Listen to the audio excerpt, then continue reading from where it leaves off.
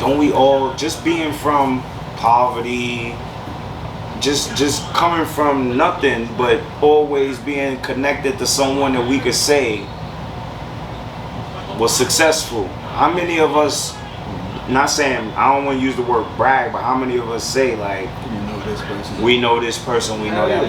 Alright, what do it do for your bank account in America? Alright, just remember that. You can post that picture up all you want and get all them likes you want, nigga, but that shit don't change your bank account. Niggas living in their past. I just want you to know that. No, but you also living with knowing people, but don't know how to use that as business for yourself. Yeah. And that's what I want to make sure that I'm an example of. I know Joakim, I know Danny Green. And they in business with me right now. You want to know what's so crazy? Cause I was dreading starting the podcast. I had this idea for like a year. Me and my sister was talking about it and shit. Everybody was like, I didn't know how everybody's gonna react to it. So I'm like, yo, I don't know if I want to do it. One day she just called me outside like, yo, come on, we starting. We gonna make the intro. Posted it. It got good feedback and shit. Everybody was just telling me like, yo, you know a bunch of basketball players. You play with a bunch of niggas. It's not gonna be too hard to get people on your show, you feel me? You just build from there and just keep building and keep building and keep building. That's me passing that on to you, letting you know what this is about. You gotta think, I started my podcast before Fat Joe and Cam, nigga. So I don't mean I'm sitting up here telling you I inspired them. Yeah. But at the end of the day, nigga, look, they can see that, you get what I'm trying to say, when you got a following and people like you and who you are, it's nothing you could do about that. You just got to be able to run with that. Now, I could be a person that just how the people are and be like, well, yo, I knew both of them. You know how much love I got from them, one my family. Why those niggas ain't help me take my podcast to another level? How they gonna just start their own shit? See, that's how the hood think. I could go be on Fat Joe show anytime I want. I go be on Cam show anytime I want. That's a different mentality with noticing your resources. And that's why I said, like, being that you're doing a podcast, do a podcast because you got a lot of resources, bro. And your resources will give out information to the audience. You get what I'm saying? To help them figure out some humps that maybe me and you didn't figure out. And that's a beautiful thing that attaches to, oh, I know this nigga, I know that nigga. Help me get some information from that nigga to help me get over some humps, because, you know, you got to think about the generation. I'm always going to speak on this before us.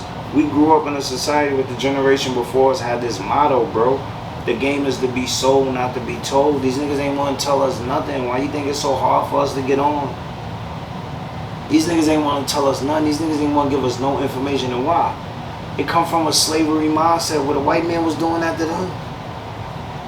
You see what I'm saying? So it's hard for niggas that done got on and get money and put on. It's hard for them to open that door and reach back and give opportunities and things of that. That's their mentality. They come from that. They don't even think that they doing nothing wrong. And why you think the young generation looking at them crazy? I'm gonna leave it at that. I'm just being honest. Why you think they looking at them like, yo, bro, we ain't grow up with the big back TVs. We ain't grow up with that mindset. Nah, what y'all doing? Put us on, show love. You get what I'm saying? Y'all thought that's what niggas do, blow and spurge and help. Nah, they not on that. They act like, yo, you gotta learn like I learned, and I had to.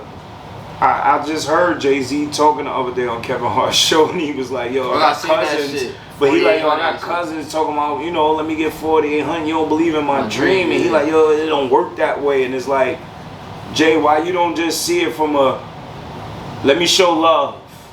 Yeah. Just look at it from that point of view. This my cousin. To hang yourself. If you fuck up, then. It ain't even hang yourself. Yeah.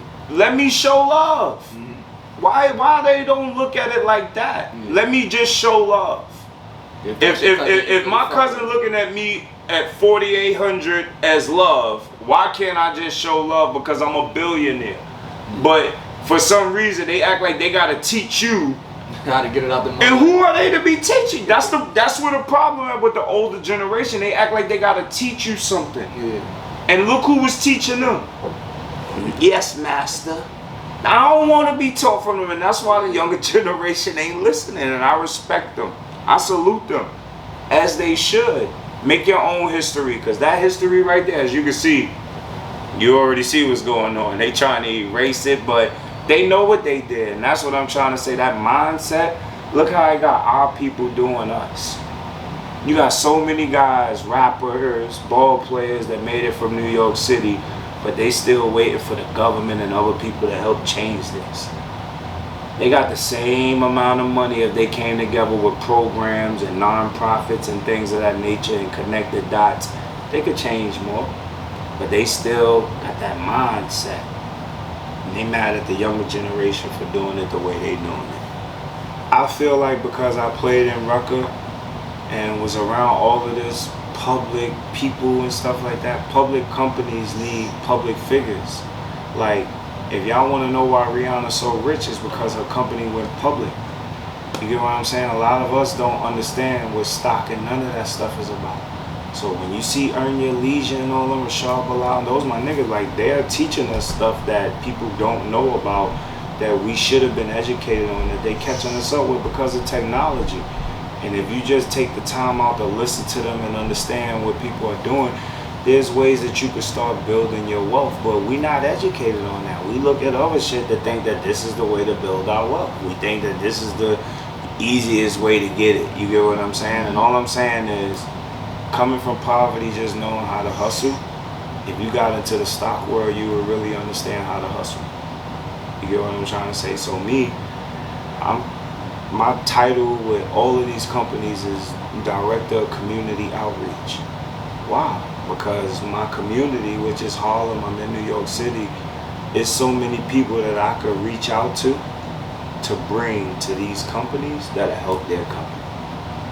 Like I said, and it's all based off who you tied to. Nigga, I know Ben Gordon, I know Cameron, I know Fat Joe, I know Joakim Noah, I know Dave East, I know Joel Santana, I know Remy Ma.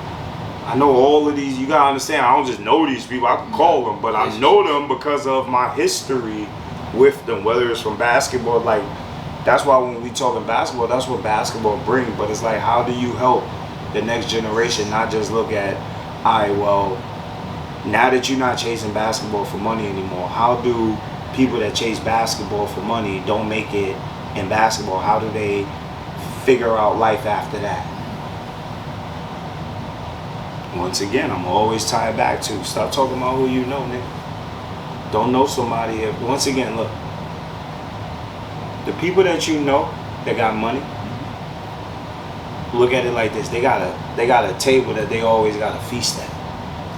They always filling that table up for people to eat at, that they love, they care about, because they've been blessed. The one thing I learned about being around people that got money, you can't be a person that pull up to that table and always eating and then taking food to go. Now sometimes you don't gotta contribute, you know why? Because they feel so blessed that they're able to help the ones that they love. But if you recognize that you're blessed to know that person and even be at that table, watch this. Why wouldn't you want to help bring food to that table? So what I've learned to do is bring business to the people that I know got tables. Which is, I know mad people. Why not bring the business that I feel like God has me involved in or know about to their table? And that's what I'm saying about knowing somebody. We all can bring some type of business to their table, because look what it do. It now makes the host put a chair out for you. And give you an opportunity to build something for yourself. Now, watch this. When you don't do that, you know what they start to do? Think you're a leech. What else could you be? If we all come from poverty, what else could you? Don't act like this nigga table that you at didn't come from poverty. Yeah, that's why you know what else could you think? So don't act like his mind don't think like yours. Like he knows what's going on. So you know, when I'm around a Cameron and I'm looking at, you know, how he looks at what people ask for, and he's on some, I don't mind lending somebody money, a grown man. Why? Because now I get to hold you accountable. You should be accountable for what you asked for. But to sit there and be looking for a grown man to be taking care of another grown man, and look, he now has a grown man as a child. How do you expect him to look at it because of what he was blessed with to just be giving that to you versus his child? Yeah. And that's where a lot of us get lost at. We act like, you know, the rappers or the celebrities, they owe us something because we know them. They got kids too, bro. They got family too. You get what, and this is the benefit that I get from being around them, to understand that, like, it's not their job to take care of nigga funeral that died in the hood, bro. You gotta understand how many niggas that, you know, Cam is asked to take care of a funeral because a nigga that he knew or spoke to, it is his job to pay for that nigga funeral. How? What if he knew Busta Rhymes? What if that nigga knew somebody? I'm just saying, but why is it Cam's job? Because that's how they hold Cam and look at Cam in Harlem. You get what I'm saying? And look at the mindset being from Harlem and poverty, looking at how another nigga made it. Like when you hear Dame, the OGs that really is from Harlem, and say watching another nigga pockets, what kind of man does that make you? I'm a man. Look, at 17, hearing Cam and them say, I'm gonna take care of you and look out for you, and they become millionaires. And now I'm 42, but they got 20-some-year-old children, and I'm still looking for them to hold their word that they told me at 17. 25 years later. What kind of man does that make me? Like he said in his songs, the earth this big and you can't get paid.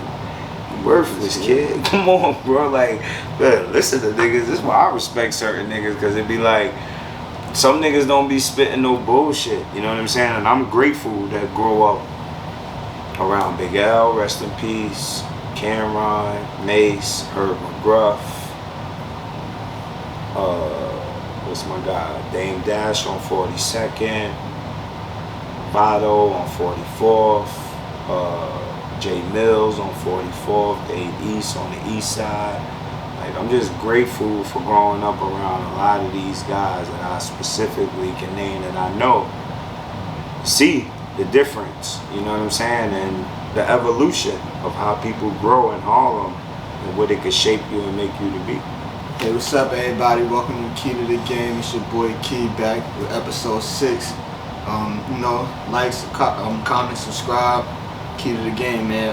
Today we got nobody, a dude that don't need no introduction, man. Adrian, Walton, Hollywood, A-Butta, whole lot of game. First of all, where you get all these motherfucking nicknames from? Different personas, you know what I'm saying? Different characters, different ways that I move. You know what I mean? Like, shout out to my man Obi Toppin. I know you got traded. You know what I'm saying? Niggas, shout out to Obi. I don't want no one to think that this is some Amari Stoudemire jersey. This is my man Obi Toppin. Shout out to Obi Toppin. I'm New York for life, you heard? Word. Yeah, so you grew up on 138th and 7th Avenue, right? Harlem, baby. Harlem for life, you dig? Yeah. Harlem. Did you grow up playing basketball, or did that come like as you got about 12, 13 years old? I started late. When I was about 12, 13. I was playing flag football. That was kind of like the thing to do when you grew up in Harlem. I played for Abyssinia. I live right around the corner from Abyssinia Baptist Church. So a lot of my youth activities started in there and their programs and things of that nature. So from there I was playing little different things, flag football on 45th Park, but I wound up starting to play for St. Mark's. Okay, I heard of St. Mark's. I think I was a little too old to actually be around when they had their team and stuff. Is that St. Mark's became Abyssinia? Yes, nah, I mean, basically some of the guys that was from the neighborhood, especially the ones that played ball or the ones that was in the activities with Abyssinia, kind of like went to the neighborhood where you could play basketball for Abyssinia that was right down the street between Lenox and 5th. Abyssinia was between Lenox and 7th, the church. So the other church, St. Mark's Church, was between Lenox and 5th on 38th. And that's where guys went to play basketball. There was a guy that named Alex Lexus Smith, the Lemonade Man, he lived on 138th Street between 7th and Lenox, where Abyssinia Church was. So he kind of like ran the program over there at St. Mark's, you know what I'm saying, local neighborhood. So I walked right down the street, went down there and played, and from there a lot of things was history. That's where I basically started. So we're gonna get into that history, man. So at what age do you decide to like hop on the AAU scene? When I hopped on the AAU scene was basically from St. Mark's. I went playing basketball from the local community with St. Mark's, and then I wound up getting looked at from playing against the better teams like Riverside and Gauchos in the neighborhood. So even though I went to IS 275 where Tiny Archibald and Donald Bird was my coach, Nate Tiny Archibald that played with in the NBA, I didn't know that at the time, but he kind of like I said, in junior high school, always making a kid come from outside in the yard to come inside the gym and play. I started playing a little basketball from that. Got inspired with Lexus, keeping me in the gym, Grasshopper, teaching me a lot. And then from there, my talent kind of like showed against Riverside and Gauchos to where I wound up going to play for Gauchos first and then Riverside next. Yeah, who were some of them people that played on your team with Gauchos and Riverside? I know you come from a golden era. I used to play at Gauchos. I used to play with Lenny Cook, Dave Seals. Dave Seals, he from uptown. They used to call him the Enigma when he played in the Rucker. He played in the backcourt with Bone Collector, but Dave Seals, Pringle, those were my guys that I used to play with. Carl Nickerson. We traveled. Those type of guys right there, I was able to get on another level with them. But Riverside got a feel for me. Gauchos to me was like a run and gun organization. Riverside, was more of a skill and understand plays thing, and I knew that as I was leveling up that I needed to be able to learn plays and things of that nature to play on the next level. So I kind of like elevated to go and play for Riverside to be taught that and learn that over there. Okay, so basically what you're saying is Riverside was a better program fundamentally. Yeah, I mean, not only that, but shout out to rest in peace, Mr. Lloyd. To me, I'm gonna always give him a shout out regardless of the other stories about him, but he was a person that helped me go to Milford Academy, where I was able to get looks, playing against St. Thomas More, Laurenburg, those kind of schools, Oak Hill. Playing against those schools, you was able to get those other type of college, looks. So that's also something that, playing with that program was able to do. That's the big thing in New York, being able to play with a high-power program that could take you to different tournaments to where you could get some other type of looks, for colleges. So, you said you played at Milford. How long was your stay at Milford? 1 year. I went in there 1 year. I had fun up there. Shout out to Mark McCarroll. I remember Mark McCarroll, he was going to Pittsburgh, Syracuse. He was getting looked at. They used to be in the gym a lot.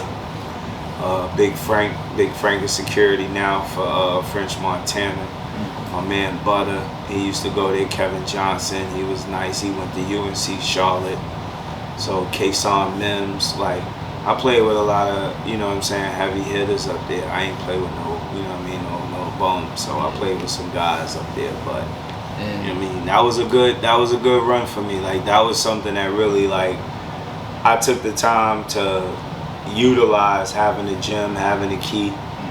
So, being from New York, it gave me a chance before I came back to New York to get that strength, to get that skill on my own, learning on my own. When I came back to New York, everything changed, but I gotta give a lot of props to being in Milford Academy, because I had a lot of isolation.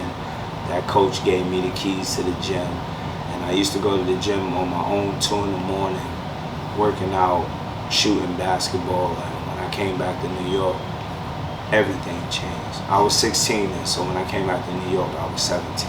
I was just gonna ask, like, how was the living out there? Being you're from Harlem, and you go, I think Milford, if I'm not mistaken, is in what, Connecticut? 39A Milford, word off the 9-5. What was the different? Like, was it like a culture shock out there? I mean, it was quiet. It's a town. You know what I mean? It's not. I'm from the city. It was a town, so I ain't gonna lie. Probably every other weekend I was coming back to New York. It's just an hour and a half, hour drive, the most. But I mean, to me, if I was as disciplined as, you know what I'm saying, I was focused to be, I took advantage of it. Like in New York, I never had a chance to have a key, be able to go to a gym whenever I wanted, and to be able to put that work in. And now I'm seeing how important that is to, like, 2 in the morning while everybody going to party, you going in the gym working out. Guys is looking at me like, what are you doing? But I became legendary from that. So you played 1 year at Milford. You come back that summer. You still running with Riverside that summer? Nah, once I left Milford, everything changed. It was like, now I'm ready for Rucker. Now I'm ready for that type of stuff. 16. Yeah, I played at Rucker 17 years old. That was my first year, 17 years. I was turning 17 July 5th coming into the summer. You was going into your senior year of high school or freshman year? Senior year of high school at Bronx Region. So that I year, left Milford Academy and went to Bronx Region. That year, is that the year that you played against Vince Carter? Alright, yeah. Word. So, you know, coming from Bronx Regional, shout out to them. You know, that's where I graduated. I won the game to go to the championship, before to go to the championship. So when I was in practice, but I wound up dislocating my shoulder where I couldn't play in the championship game, and it was at City College. But shout out to my teammates, Dave Seals, Pringle. Oh, Dave Seals with you everywhere. Word. They was in Bronx Regional with me, so it was an alternative school. It was like, I went to graphic arts. I started high school off in graphic arts, but I wound up leaving graphic arts after my first year. Like I said, I did Milford for a year or two, and then I wound up going to Bronx Regional for a year or two, and I wound up graduating from Bronx Regional alternative school. But it was like, playing there, it was like, they had players that was nice, but it was like, it was a different level. But I averaged damn near a triple-double when I went to alternative school. So let me ask you a question, because you know your name is buzzing when you leave Milford Academy, correct? Mm-hmm. Your name buzzing. You didn't think like you wanted to go to like a Rice or St. Ray's when you came back to the city, or you just decided you wanted to go straight to the regional? I'm gonna be totally honest with you. I've always admired. I always wanted to go to Rice High School.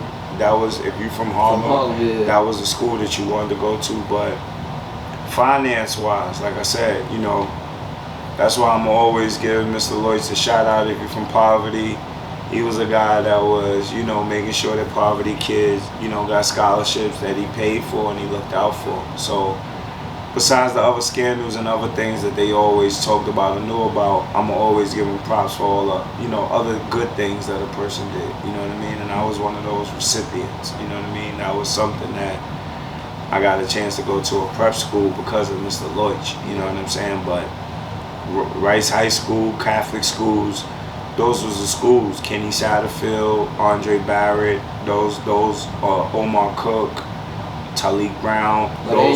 Those are the guys that was in my era. So if I ever got a chance to go to those schools, those were the guys that I would have had a chance to compete against. I've always wanted to go to that school. I'm an 81 baby, you know what I'm saying? So I always wanted to go to Catholic school. But like I said, if you come from poverty, if you understand poverty, you know, if you don't have those finances, you know what I'm saying, that's not a school that you're going to be going to. You're going to wind up going to your own school. So I just made the best of it, you know what I mean? Yeah. And speaking of those guys, you ever ran across them on the circuit? In the camps. I went to 5-star, went to Nike camp, you know what I'm saying? I wound up, like I said, playing in Rucker after graduating, as well as playing in Bronx Regional.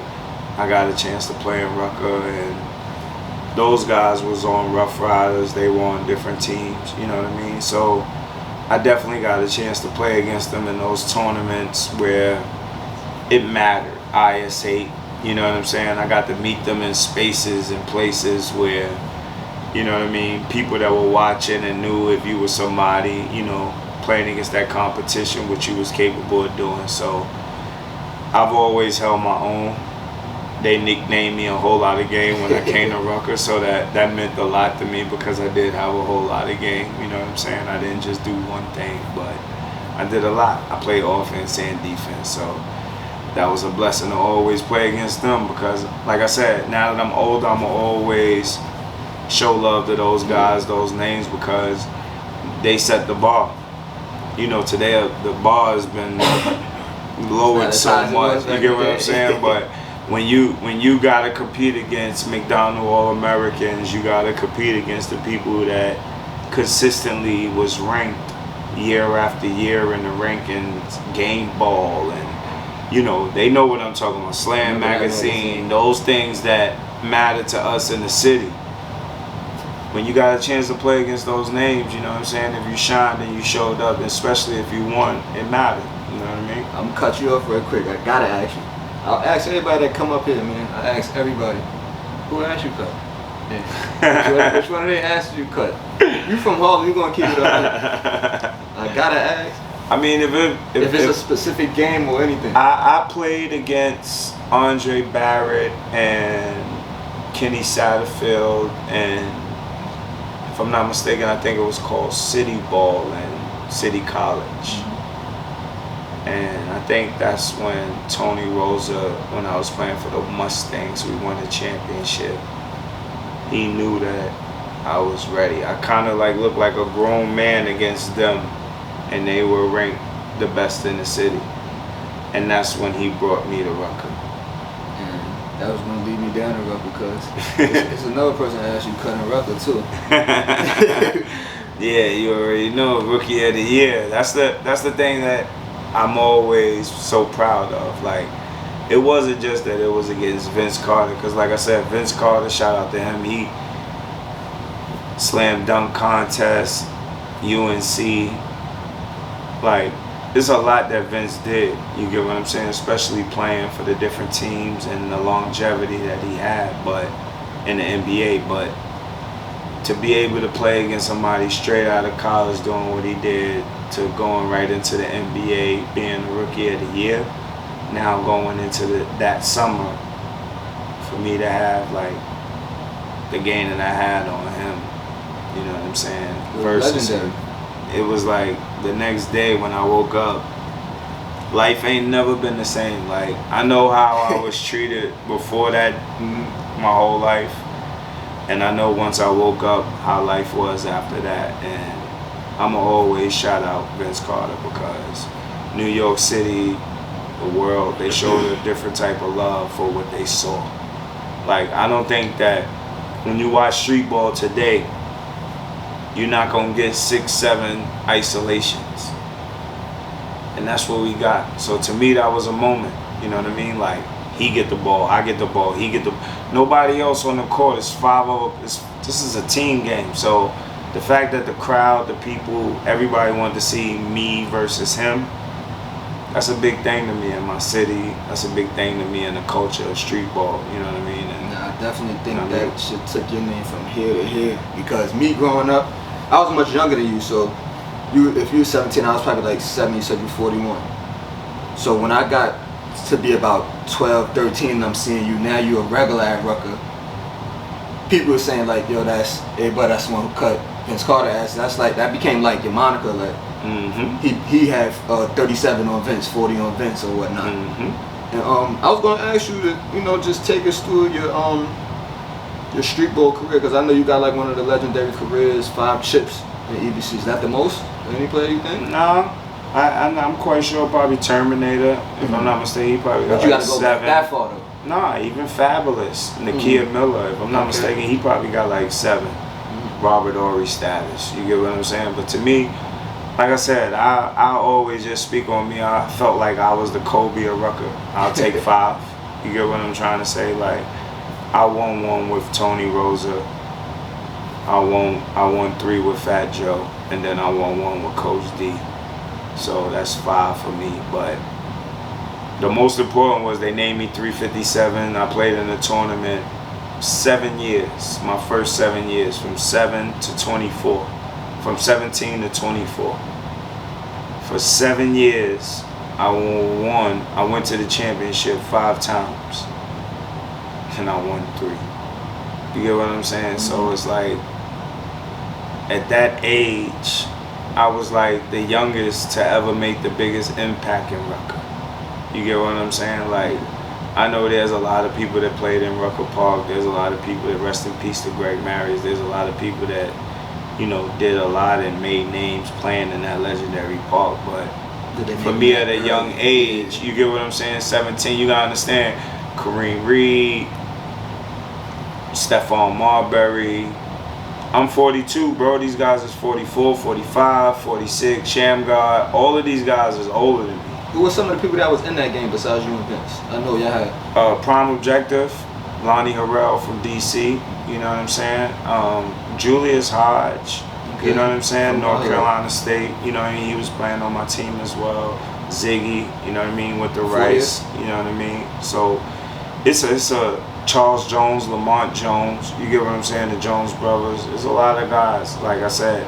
These guys, once again, I went to Fordham University. I mean, I could have went to the University of Miami, but I chose Fordham due to the money. But whatever, that's another story. But I'm just saying, that's why when we talk Rucker, I'm just saying, like, there was a lot of names that people that were ranked or went to better colleges or higher colleges, they were on my team, but I was always the man. Like, I was always that guy. Like, whether it was on Tony Rose's team, whether it was on Fat Joe's team, it didn't matter who, Coach D team, it didn't matter who I played for. Like, I was still a whole lot of game.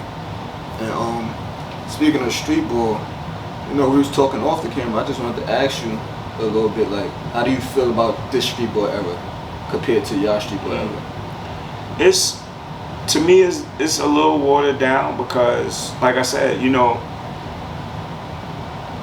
as a street ball player in my time, I did everything. I got paid for, you know what I mean, to play. And now, you know, these kids don't even really get a chance to get paid. And it's because, you know, the referees, the coaches, the commissioners. I mean, if this is my announcement, bro, it's like they all make it seem like it's about them. And I don't think people are really realizing that these people get online for these games, they come out for the players. And it's like, I don't understand how, I get it, the world and society that we live in where people think is, you know, their craft and what they do should be magnified, you know, looked at. It should be loved as well. But basketball is about the players. You get what I'm saying? They make the game, man. There's something about what everyone else wants for self that's taking it away from what the players should be getting. So any chance that I could be able to see, you know, the street ball players getting the love that they deserve, I'ma always try to speak up for that, because that's what street ball is about. The street ball is about the players putting on a show for maybe what poverty couldn't pay for to go and see somewhere else. You know what I'm saying? And they deserve, you know what I mean, to get the same amount of, you know, love, respect that the professionals would get. But a lot of that's been tainted based on those other things that I said. And like I said, like when I'm looking at that and I'm going to these games, I'm going to always speak on the culture of street ball when it comes to streets first. Like, it's about the players. The players, like, I don't feel like a referee that gets $50 should be able to get more love, not realizing the damaging that he's doing to a player that's supposed to get an opportunity for how he played when he had an opportunity. Yeah. So the referees matter. Like, those things, like these things matter where these people are making it about themselves versus recognizing what these players are sacrificing. Yeah. You get what I'm saying? So I'm always be on behalf of the next generation of the players to let, you know what I mean, the world know that players matter, bro. Like, everyone else play a part, but players matter. It wouldn't be what it is if it wasn't for the players, bro. You know what I'm saying? So basically what you're saying is, that era, they took care of the players very well. I agree with that. Yeah, like, the players, you know, Fat Joe was able to buy all the best players from every team, bro. You get what I'm saying? To make sure that the competition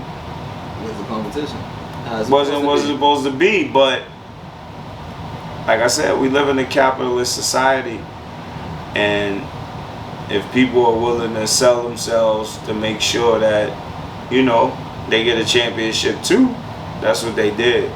So I don't knock that now that I'm older and I seen what happened and how it went about. You get what I'm saying? But at the end of the day, it's like, if it waters down the game, I gotta speak up about that now. You get what I'm saying? Even if I benefited from it. You get what I'm saying? Because I come from the culture where things supposed to be getting better, not worse. So when I'm looking at tournaments getting watered down or street ball getting watered down because players don't want to come and play because you're paying referees $50, but the prize of the tournament is so big, it's more about the look than it is about the product that's making your tournament. You get what I'm saying? And that's the reason why those tournaments get the sponsors. So I'm trying to understand, like, how is Nike sponsors of all of these tournaments? How people are sponsors of all these tournaments, and they not getting on the phone calling those people that got like those patches on their shit? How's we just hiring anybody that might have played basketball or is a street ball legend or know basketball players? You know the game. They let them ref, but they not controlling the game. They don't even really care about that. They just want to get paid. They want to hurry up and get the game over with because they trying to get paid. And I don't want to sit here and act like I'm knocking that. Like, I understand in poverty we got to do what we got to do to get paid, bro. I'm from poverty. But what I'm saying is, I wouldn't be coming from the game that I came from if I don't speak on that. How does that help the game? That's not helping the game, bro. That's a fact.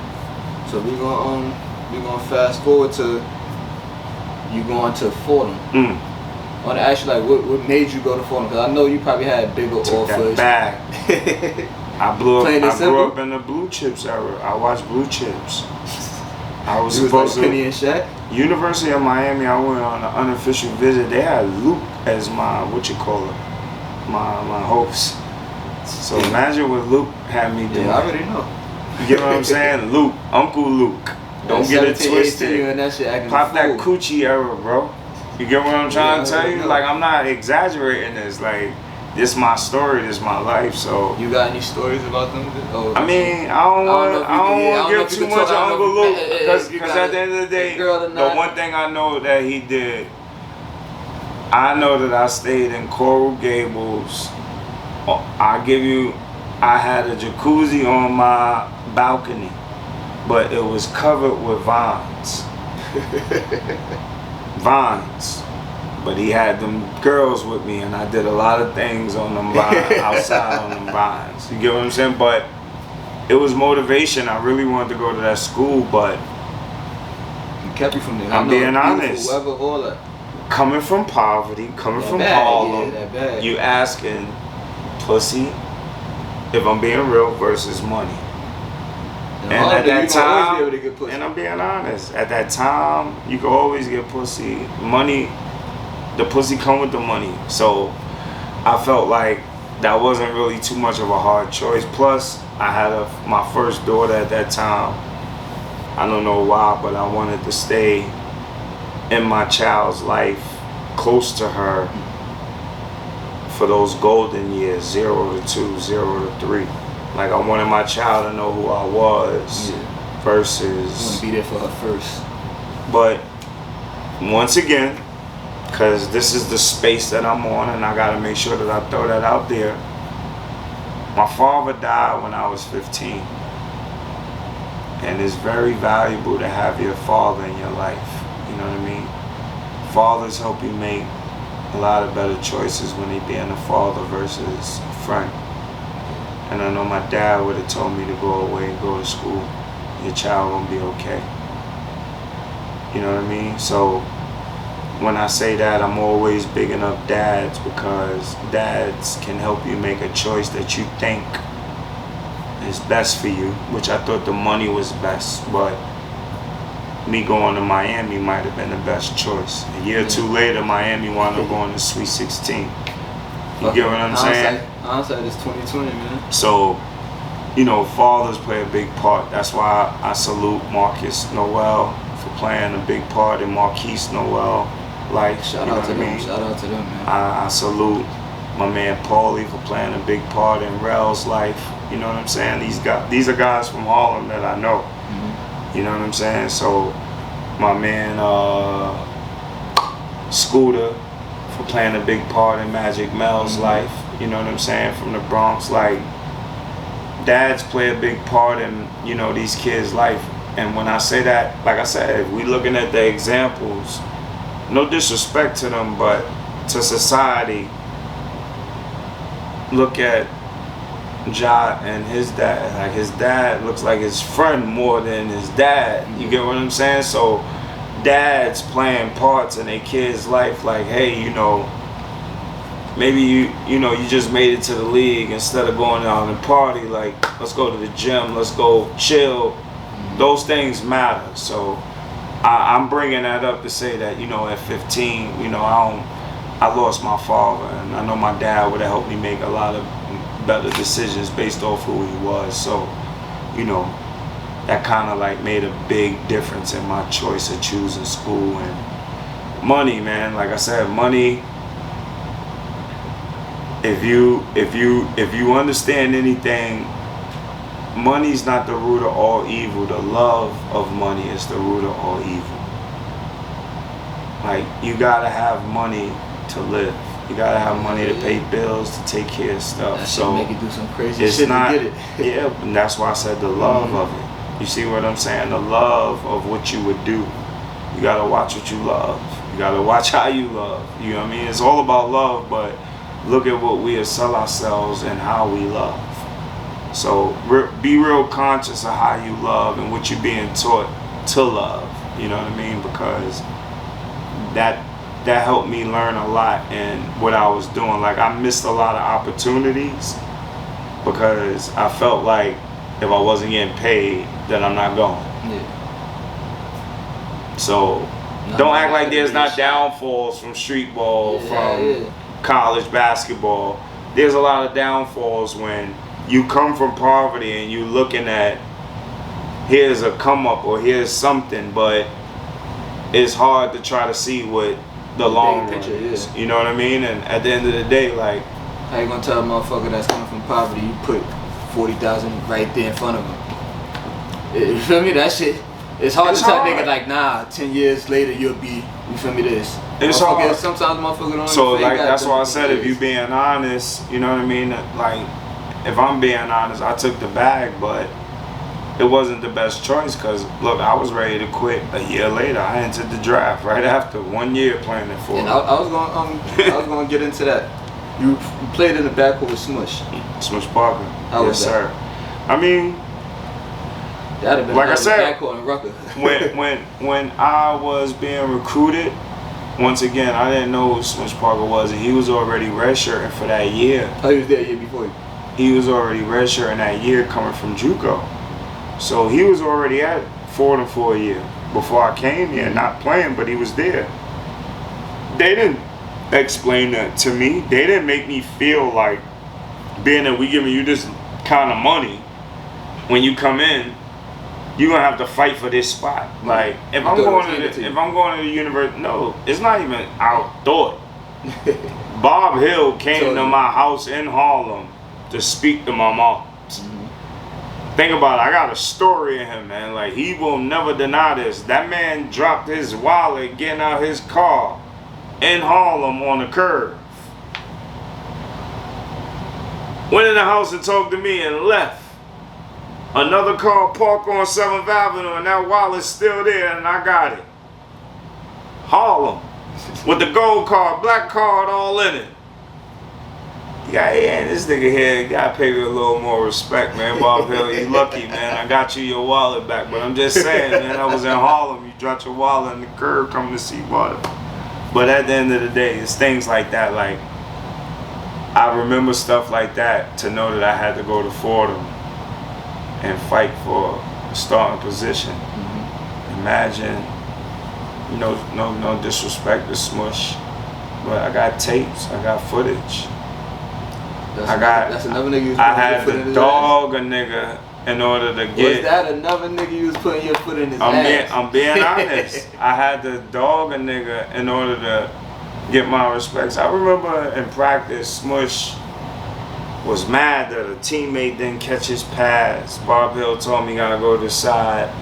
He was upset that he got subbed out. He took his shorts off at practice, kicked them shits backwards, and left out of practice. You know what this nigga's punishment was, bro? What? Not starting, but still playing 35 minutes. Do you understand? In 32 minutes. I'm gonna be honest, because I don't forget this shit. Brother never forgets. Hashtag. But just imagine if it's 40 minutes in college game. How the fuck did his punishment is not starting, but you're still playing 32 minutes? It's things like that that I witnessed where I'm saying that I knew it was favoritism. Them seniors, Steve Canal, that's married to Swing Cash, Duke Freeman, my man. You know what I mean? Like, these guys knew, TJ, these guys knew the favoritism that was going on with Smush, but I was a freshman. So I had to earn mine. I quit. I ain't play against St. John's, you know what I'm saying, in the garden. I heard the announcers on TV saying, if you don't see Adrian Walton on the sideline, it's because he's quit and he's mad about this and that. And then I hear them talking about, it's early in your career and you need to work things out. I had to go back to Fordham because I heard that when I watched the game on TV during Christmas time. And I wanted to be at that game, and that was a game when you're hearing, the broadcaster saying this would have been a real game that Adrian Walton would have loved to play, and up and down. And so, in order for me to go back to Fordham, I had to hear Bob Hill screaming in my face, bro. You know what I'm saying? But the first game he started me, Fordham has never beat UMass. Shannon Crooks, Monty Mack, I never forget them.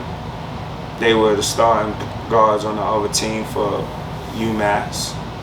First game he started me, I had 25 and Fordham beat UMass. So you gotta put some respect on my name. Was that Bob Hill you said? Yeah, Bob Hill. Next thing I know, when it's time for me to go in the interview for having 25, before I go in the interview, they're gonna tell me, no, don't get all cocky. It was just one game. And this is my coach, and I'm young, and this is why I'm saying, when I hear these things, now that I'm older, it's I don't have a view no more of trying to teach the young generation with this listen to me attitude. We live in a whole different generation because I remember what was done to me before me. I remember what was done to me, and that don't work, bro. They need love, bro. It's about love. Everybody talk about God. And if there's one thing you know about God, he was always about love. And I don't understand how everybody speak about him, but they don't use love with however they trying to get power. Just always look at that. However people trying to get power, just look at the love that they do within that. So to me, everything now that I see is power versus love, bro. And I'm all about love. You feel Bob Hill's trying to basically abuse his authority? Like I said, what can I say about a guy if I'm breaking it down that came from the NBA that's now in college? What did you expect for him to want from kids that he felt like he gave a chance? Perfection. No, power. He had power over us. Nigga, what you talking about? And that's what I'm trying to say to you. When you look at the game today, when you're watching these coaches, what players do you see coming through? The coaches that feel like they got power over them, or the coaches they fuck with? Exactly. Like players relate to coaches they fuck with. They don't relate to all of this. You gotta listen to me. I got this. Kentucky. But that's the point that I'm just trying to make to you, that I would love to like keep breaking down, that I've learned from my generation. That it's not that I'm against older people. It's not that I'm against what's before me, but the way they go about stuff is power. You feel like that money he gave you, felt like it gave him the power over you? What was it called? Money, power, respect, right? That's a fact. Like those were the three things, right? What if it was love, respect, money? What if you gave me love that I knew will come with respect, which comes with money? Money gonna follow love and respect, right? But for some reason we think money and power, respect comes with that, right? Where like, if you put those three, and that's why I say if you look at what's before you, I'm not knocking them. I'm just trying to tell you that they had to go and move like that because the people before them made them feel like that's what it was about. That's what you had to have in America. You get what I'm saying? You had to have the money, you had the motherfucking power, and then you get the respect. You're a little kill. I'm just saying. But at the end of the day, everybody believe in God, and the number one thing with God is love, nigga. So y'all can have all of that. I'm gonna keep preaching that to the next generation and anything that I speak on. Everything is about love. If you're not showing love, you ain't really about you entered the draft after your first year, even though you didn't have the year that you expected to have or you wanted to have. What came with your decision to do that? Playing against Vince, playing against all these NBA players in Rucker, and all I needed was an opportunity to go to Portsmouth, and I didn't get an agent. That's the mentality. I'm just saying, with the talent that I had. But once again, not having a father figure around, not having people around to really like tell me that's not a reality. And me not understanding that, and didn't even be told, once again, this is why I speak up about Bob Hill like that. Me not even being told by him that if you don't get an agent and you don't go to Portsmouth, reinstate yourself back into college. I lose all 3 years of my D1 eligibility because of doing that. Like, this is why I'm speaking the way I speak about them coaches, because it's like, you sign your life away to these people when you thinking about going to these colleges, your parents taking that money and all of that, but you don't know that you signing your life away, your rights away. These people not gonna educate you on things that you should know, or if you ain't got your dad or somebody in your life, you don't know this stuff. So to me, if that's what I could give back to the next generation, it was like, I lost 3 years of my eligibility where I had to go and play junior college basketball. Now think about what I'm saying to you. I done went from public school, high school, to getting an opportunity to go to prep school to get the looks I needed to be able to choose a college, but I wound up going to a alternative school to graduate, but then choosing a low D1 college over a high D1 college. And then going to that school for 1 year and then entering the draft. Up and down, bro, up and down. You get what I'm trying to say? My whole years of trying to like accept what was going on in my life at that time as a teenager. You know what I'm saying? So it's like you proud about getting a scholarship, but you happy you got the money, but I could have made a better choice. Yeah. You know what I'm saying? That's what this podcast is about. I call it Key to the Game because we drop jewels. That's the key to the game, and the key to the game is like any advice, motivation, anything you could give to the youth or to your younger self, as you was just giving your younger self jewels. To your younger self, just to make you a better person of who you are today. The game is, like I told you, they said the game was to be sold, not to be told. So who am I to sit up here and like they say fuck up tradition? Nah, I'm fucking tradition up. That was a fucked up way. Or maybe, excuse me for saying, that was their way. I'm not on that. We supposed to be putting information and knowledge into the next generation for them to succeed. If you notice, we live in such a hate-driven world. You mad that this player didn't deserve that in the NBA, or he shouldn't have got that huh? Do you know your history? Do you know where he came from? But that don't matter. You see what I'm saying? Because you just, how you want to judge somebody versus, you see what I'm saying? Where's the love? So it's like when I get a chance, that's why I said it's always going to go back to the love. And I've learned that. Like, don't learn the word. Don't try to like say in Jesus' name, but you not loving people. Like, you could say you got love, but love is an action, bro. And if you're not showing it, it don't even matter. You can learn all the verses. You can talk about God all you want, but all of that stuff is shown in your actions, bro. That's the key to the game right there. So, you go to JUCO. You play there 2 years. I won a chip. Went to Arkansas, University of Arkansas. I couldn't even play in the University of Arkansas Fort Smith. Like, they were fighting my case in college so that I could get back on the national scene. But once again, University of Arkansas Fort Smith is national JUCO, so they couldn't let me play. So I wound up just going there to get credits and being a good sport for the team to give them talent, because my talent was always at practice. I had to go to University, I went to Riverside Community College in California, RCC, because California got its own state rules. This is why we got, as citizens, you gotta learn rules, states, laws, things. Every state got different rules. So California allowed you to be 22, 23 years old and still be playing in college, 27 years old.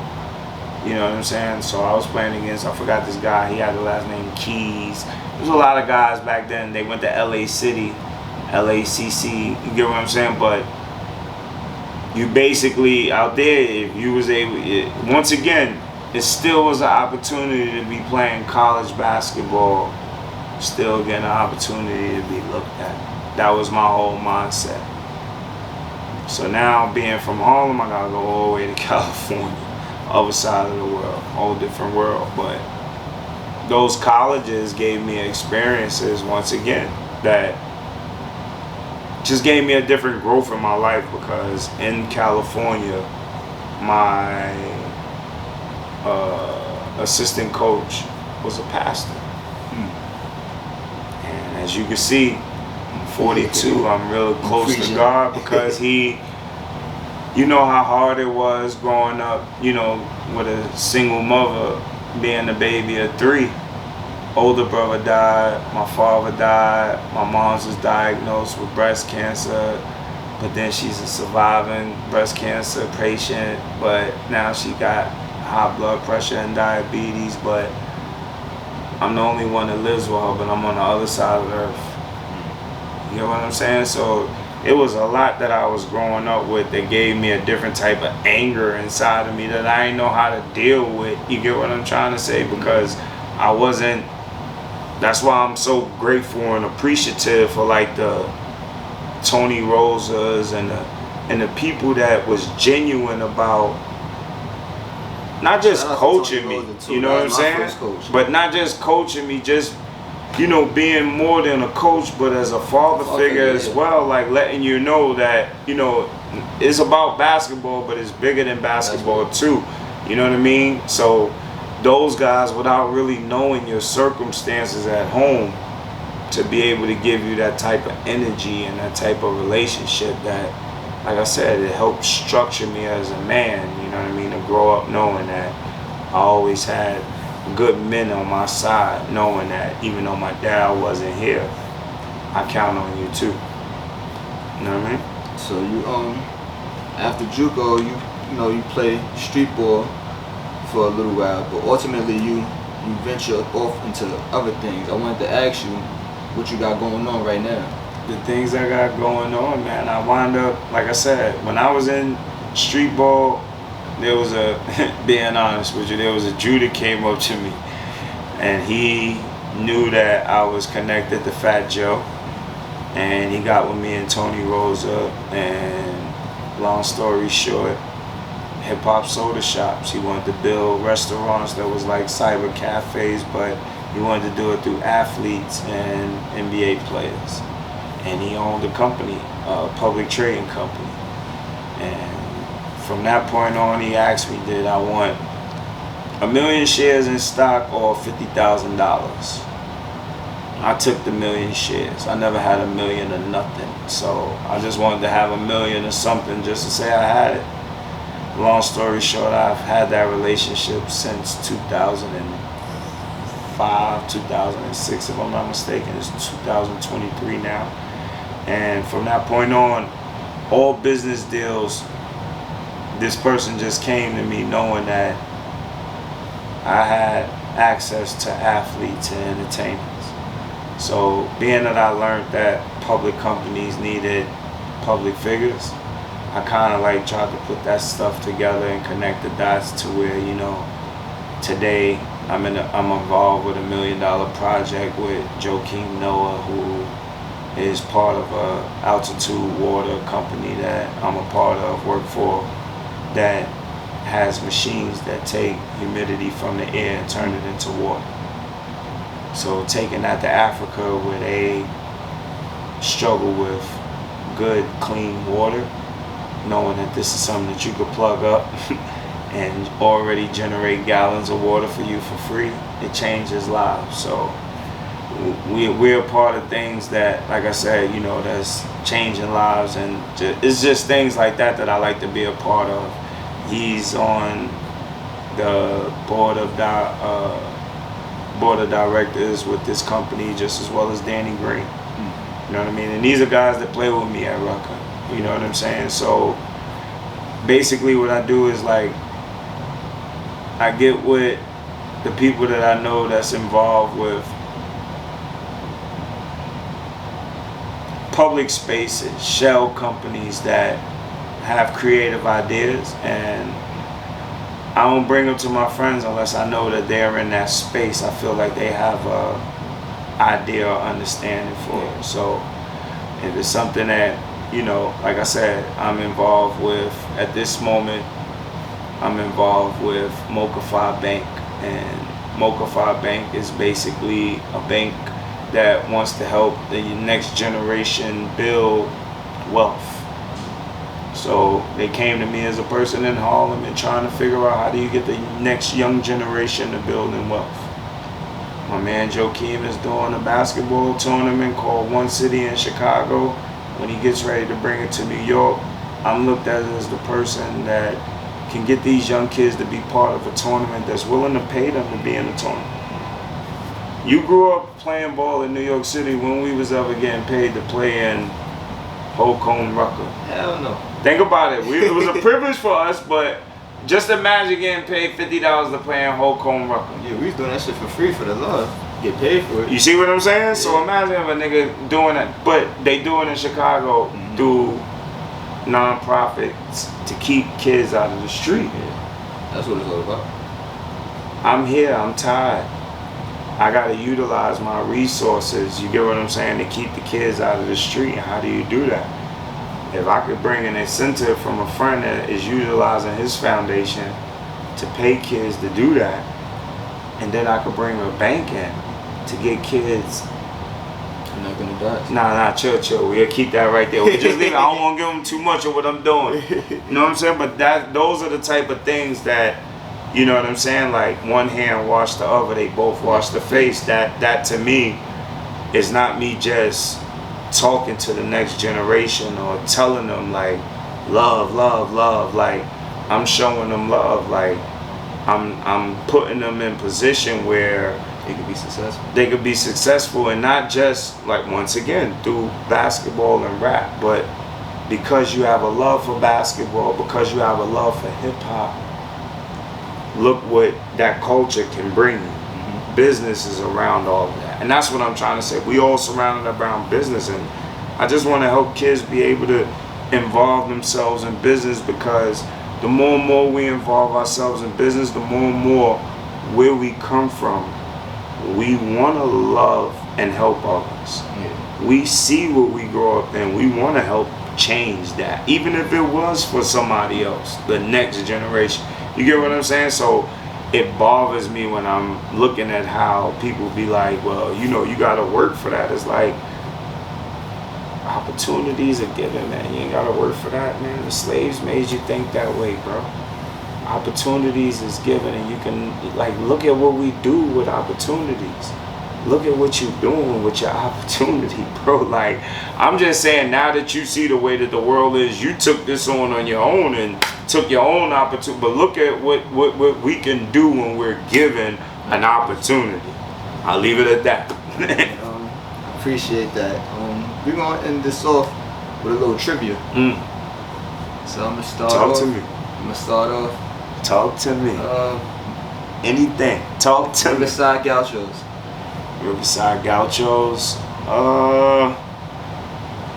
Gauchos get a bigger bag, but Riverside always had the Jordans before they came out. Should Riverside get a bigger bag, but Gauchos always had the No, Jordans? Gauchos had the bigger bag. Shout out to Paul Brown. But Riverside always gave out the Jordans before they came out. I got another one for you. Kareem Reed or Smush? Kareem Reed. Kareem Reed is a winner. Smush used to wear colored moon eye contacts in college. I don't know. The shits that Michael Jackson and them had in their eyes. He had those red and... Hey, shout out to Smush for refereeing, but you had those colored eye contacts in college, bro. I'm from Harlem, my nigga. Whatever.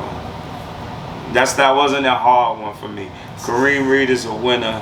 McDonald's All-American. #1 at Arkansas with assists. You get what I'm saying? All type of champion everywhere he went. He taught me how to win.